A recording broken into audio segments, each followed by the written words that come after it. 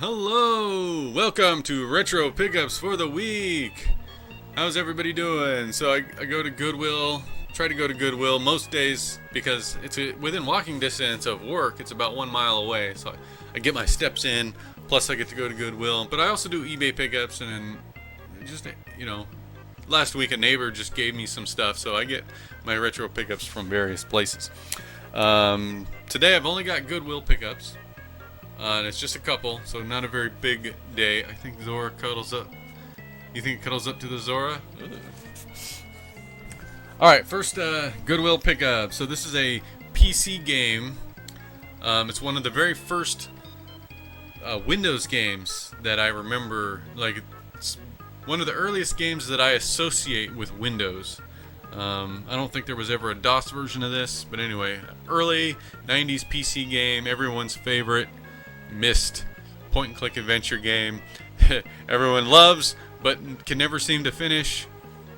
I even played the remake of this. There's a current version of Myst, and yeah, I got pretty no, I wouldn't say I got pretty far. I got farther than I've ever gotten, which is to this second island or something. I'm not really sure, but yeah, Myst is a pretty landmark PC title.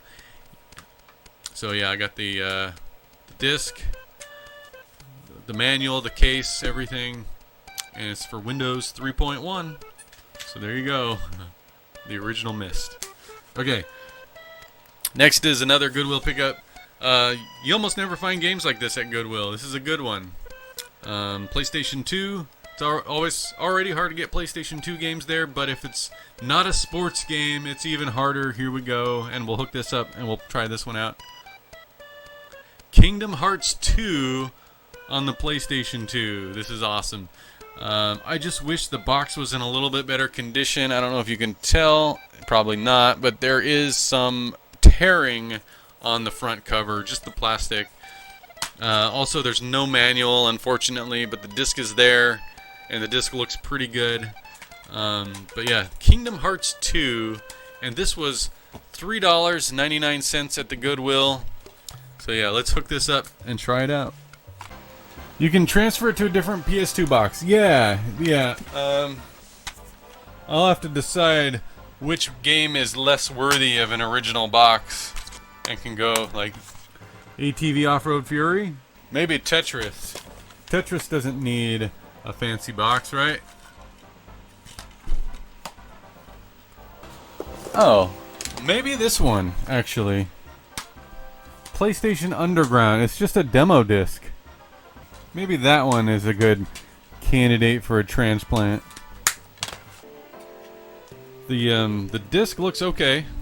It actually looks really good. So let's talk about this for just a sec. So I have two of these PlayStation 2 Slim consoles, and the reason why I want to use this one is because the old one that I have, I actually changed the laser on it, and in doing so, I messed up the ribbon. There's a little ribbon behind the laser. I don't know if I can illustrate this very well, but if I push the laser down, there's a little ribbon cable behind it, right? In my other console, the little ribbon cable sticks up just a tiny bit, but it sticks up past the point of the bottom of the tray. So it's very easy for that ribbon cable to scratch the bottom of the disc. And I don't want it to... Yeah, in fact, I don't know if you can see that. There's a ring around the outside. This is a burned copy, so it's not too bad. But there's a little ring around the outside where it rubbed up against the ribbon cable. So this one doesn't have that problem, so that's the one we're hooking up. Yeah, no memory card, but it does look like it's booting right up. Start a game anyway, yeah. Kingdom Hearts, I really got into Kingdom Hearts at first, like Kingdom Hearts 1 and 2, but I never finished either one of them. Same with Kingdom Hearts 3. I didn't get into many of the spin-off games though. Vibration on. Ooh, ProLogic 2. You guys remember ProLogic 2? ProLogic 2 is basically the analog version of Dolby Digital 5.1. I remember ProLogic 2. I had to have ProLogic 2 because Nintendo 64 supported ProLogic 2. And there were some games, especially from Factor 5, that used ProLogic 2. So very good graphics for a PS2 game. I was always confused about the inclusion of Final Fantasy characters. When the first Kingdom Hearts game was coming out, I thought it was a cross between Disney characters and Final Fantasy. And there are Final Fantasy characters in it, but the main character and most of the characters that are not Disney are original characters. And they're not from Final Fantasy games. So I'm not sure what the connection is with Final Fantasy. It doesn't even need to be there, unless someone can correct me on that.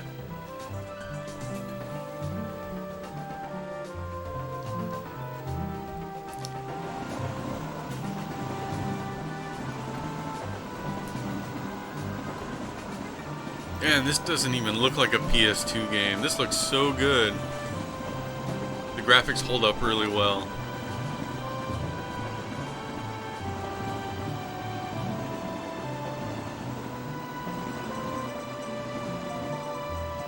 Dawn of the First Day. Oh no, Man, we're doing this again.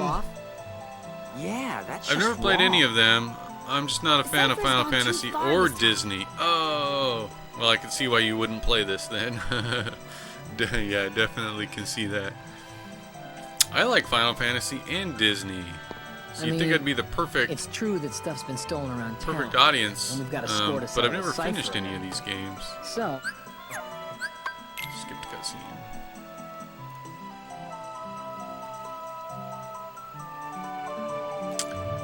Yeah. Let's go to the armor shot. Oh, the controls are backwards. Can't change them. They're well, up and down is fine. Left and right are backwards from what modern games today use. But this is good. It looks really good on a CRT. I could play this. Yeah, this is great. There's a lot of cutscenes at the beginning.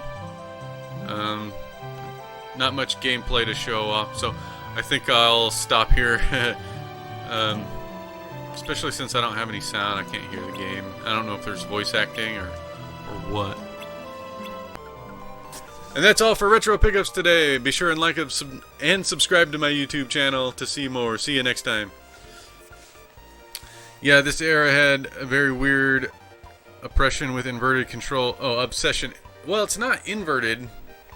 You gotta think of it like... Think of a puppet, okay? And the puppet has a stick on the back of his head. And if you want the puppet to look to the left, you move that stick to the right. And if you want your puppet to look to the right, you move that stick to the left. I think that was the idea behind the inverted controls.